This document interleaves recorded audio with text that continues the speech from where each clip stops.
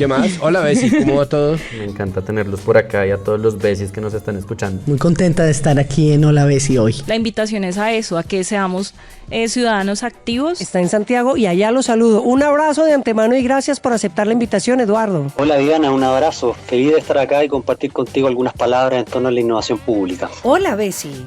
Bienvenidos al espacio de charlas de ciudad e innovación creado por la Veeduría Distrital y Lab Capital para conocer más y mejor nuestra ciudad, nuestro vecindario, la comunidad de la que hacemos parte, los retos que enfrentamos, las soluciones que planteamos desde la innovación y cómo es que la Veeduría trabaja para que esta, nuestra ciudad, la de su vez y la suya, la de todos, sea nuestro espacio seguro, nuestro lugar feliz y la ciudad que queremos y merecemos. Hola, Bessie. Hola, Bessie. Hola, Bessie. Hola, Bessie. Vamos a escucharnos, vamos a entendernos, a conocer, a explorar, a innovar y a ser parte de la transformación permanente de nuestra ciudad. Sigan por favor, siéntanse como en su casa. Hola Bessie, bienvenidos nuevamente a este episodio de la Veeduría Distrital Lab Capital, un podcast que es para ustedes, para hablar de innovación, para hablar de veeduría, para hablar de ciudad, para hablar de control, para hablar de una cantidad de cosas chéveres que pasan en Bogotá. Hoy tenemos como siempre un invitado muy especial, un señor que sabe mucho, un señor, no está serio, sí, un señor, un joven, Está bien, ¿no? Está bien. Un profe que sabe un montón del tema de innovación y de innovación pública, que es uno de los temas que siempre ustedes saben hemos tratado aquí en nuestro episodio. Él es Cristian Sabogal, bienvenido Cristian. Muchísimas gracias, Diana. ¿Le dicen señor? ¿Le dicen profe? ¿Cómo le dicen profe? Sí, profe. Señor, todavía no tanto. Ya empezaste tú. Sí, ¿Quién sabe? perdón, si ¿Qué quieres viene después retiro de lo eso? dicho, vamos a empezar Ya con un todo joven. está echado. Hay que aceptar la realidad. Démosle. Cristian es diseñador industrial, esa es su profesión, y se ha desempeñado pues como docente, primero que todo, y sobre todo como formador de innovadores, vamos a decirlo de alguna manera. Es una persona que forma a los innovadores, lo cual nos sirve mucho a todos, porque todos seguimos permanentemente en el tema de complementar esos conocimientos que hemos ido adquiriendo, entre otras cosas, a través de este podcast de innovación y a través de Lab Capital. Formador de innovación pública. ¿Qué hace un formador en innovación pública? Cristian, bienvenido. Muchísimas gracias. Pues Diana, hablar de formar en innovación siempre es conflictivo como cualquier proceso pedagógico, porque creer que uno está dándole forma a algo o a alguien es un poco pretencioso, me parece a mí. Sí. Creo yo más en poder poner en tensión ciertas cosas que en algunos escenarios pedagógicos son necesarias para desarrollar habilidades y capacidades de manera autónoma. Creo que es un poco más mala apuesta. En el área de la innovación pública, lo que hemos venido tratando de hacer en este tiempo está un poquito más centrado en poner en conversación una gran cantidad de verdades que se asumen casi que por defecto. Y la innovación tiene una gran cantidad de verdades que se repiten todo el tiempo. Entonces, dirían algunos colegas, más que formar, lo que tratamos es de deformar. Tratamos es de ajustar un poco las formas que se conciben como de romper un poquito de esas cosas que se asumen, como rompiendo mitos, como tenemos una sección también en en nuestras redes sociales de la veeduría en donde se rompen esos mitos que son cosas que se supone que son la innovación. Alguna vez le hice un perfil a Cristian y le pregunté algunas cosas sobre él para conocerlo un poco más, no lo conocía, y le hice la siguiente pregunta: ¿cómo se acercó y por qué se acercó a la innovación? Y ahí fue que me di cuenta que usted tenía una postura muy crítica sobre la innovación. ¿Por qué se acercó a la innovación? ¿Cómo empezó eso?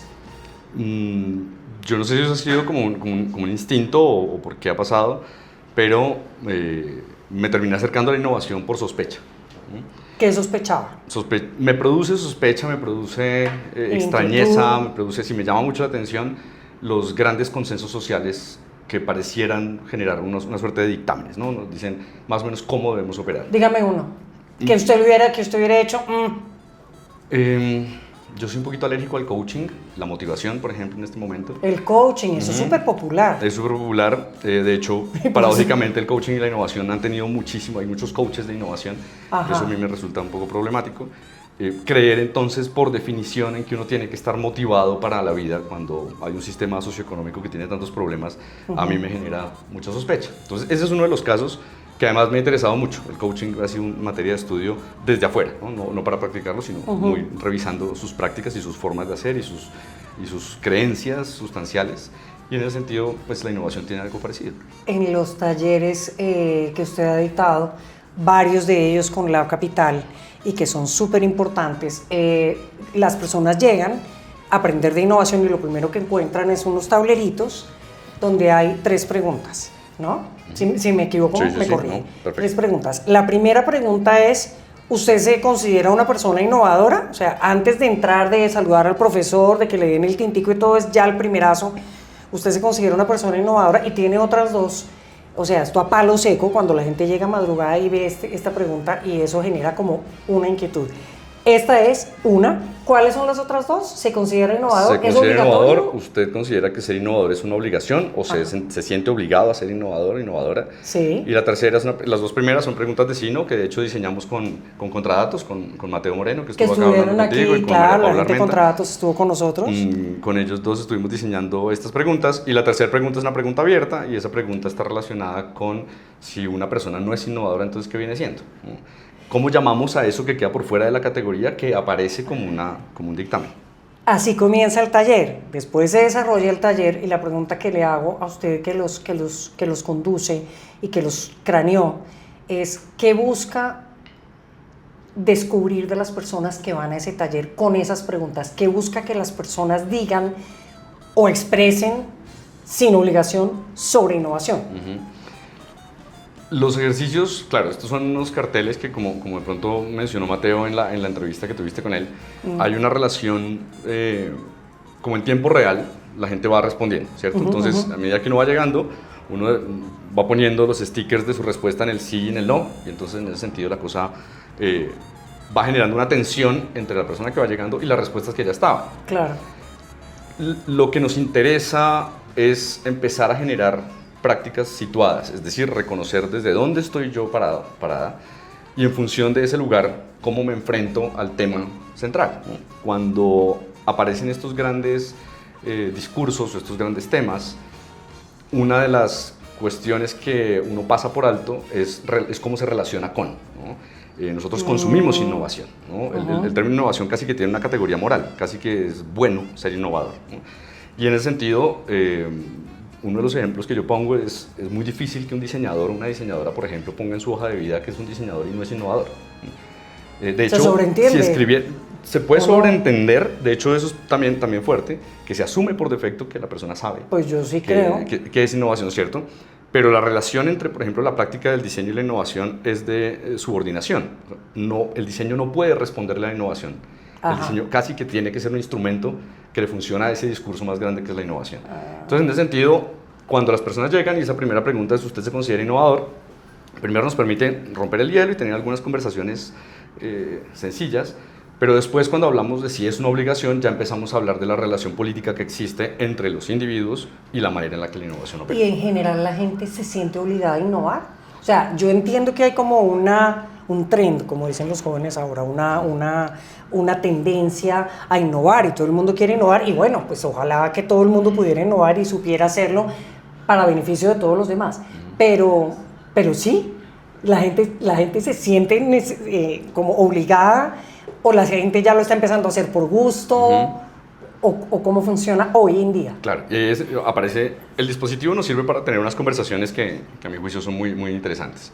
Porque en principio una de las cuestiones que empezamos a tener es, el término obligarse termina siendo interpretado de muchas maneras, pero nos permite hablar sobre la forma en la que uno termina relacionándose con el dispositivo. Obligarse no suena chévere. Claro, no suena nada chévere. En general a uno lo que le suena obligatorio es como lo que hay, no. Eso sí, me toca obligado y es como tal que... Cual.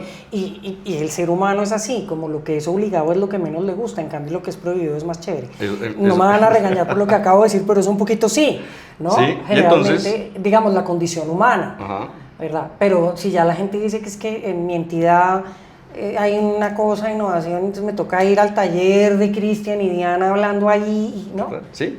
Y una de las capas que empiezan a desbaratarse cuando las personas empiezan a hablar de cómo entendieron la obligación o lo obligatorio, tiene que ver con de pronto no es que haya algo que me dice usted tiene que ir allá obligado, pero sí empieza a aparecer una relación en la que si yo digo que a mí no me interesa la innovación, yo estoy en problemas.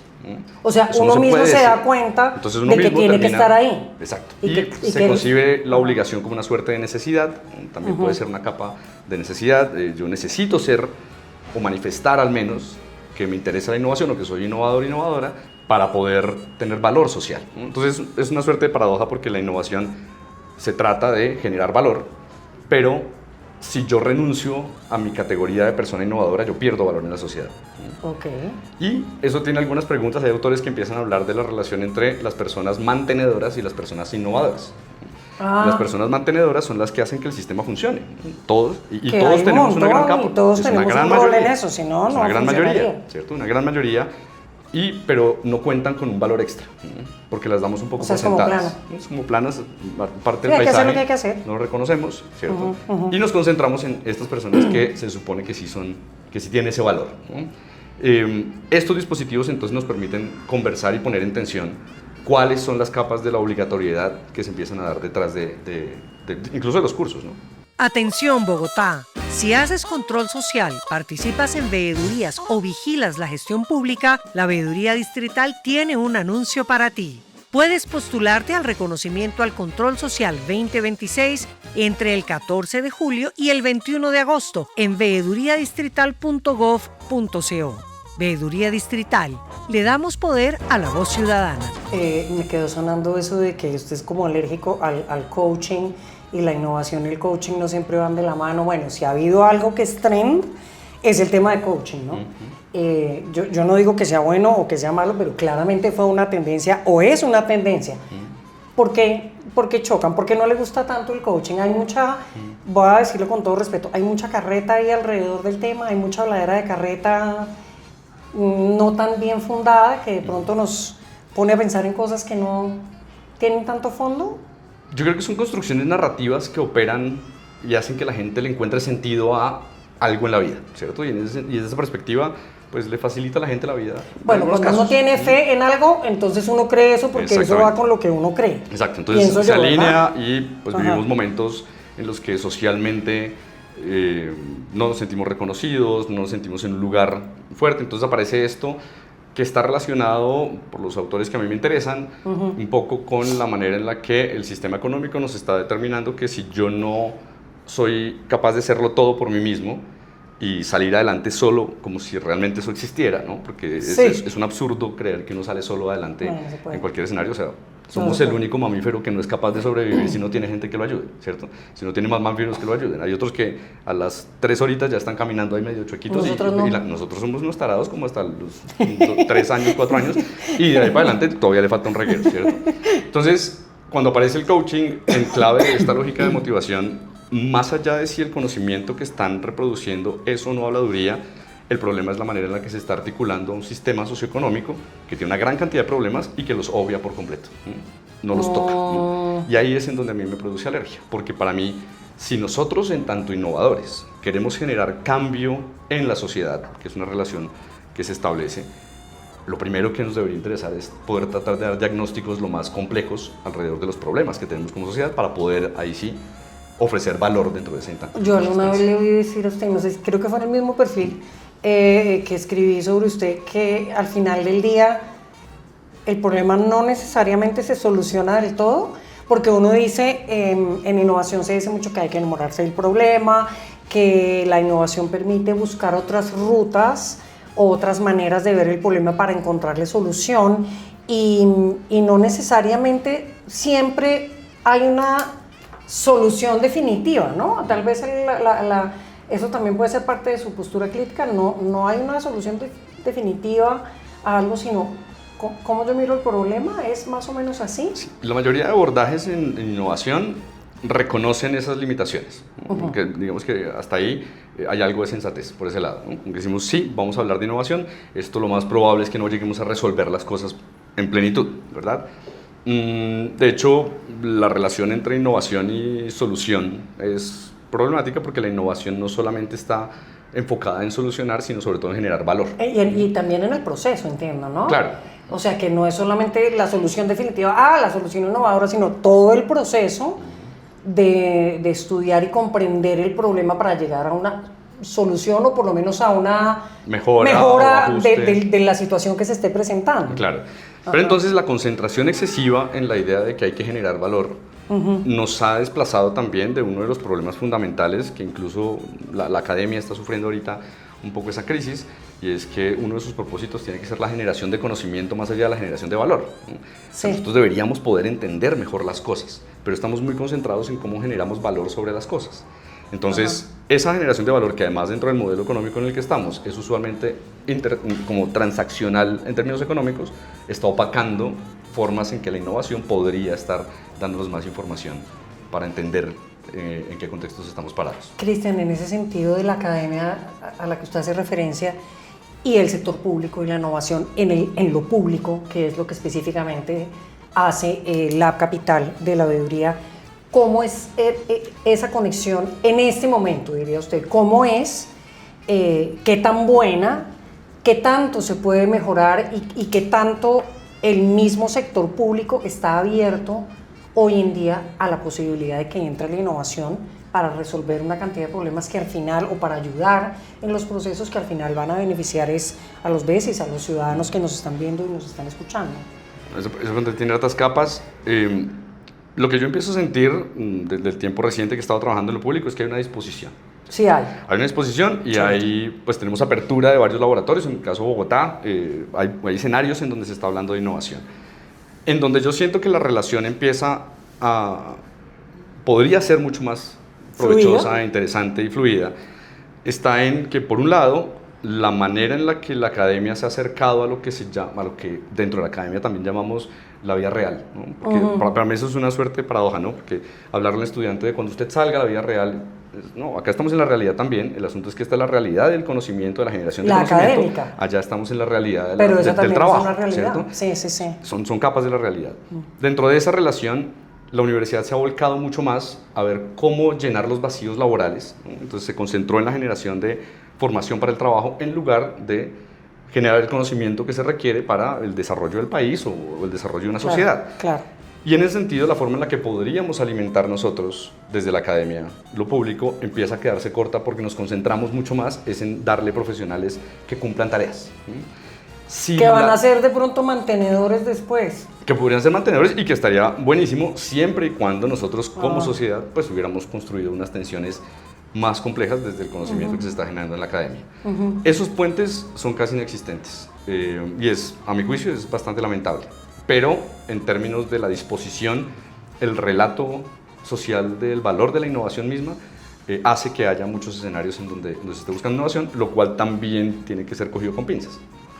Un laboratorio como Lab Capital y muchos laboratorios que están ahorita sintonizados con este podcast y que están en otras regiones incluso del país,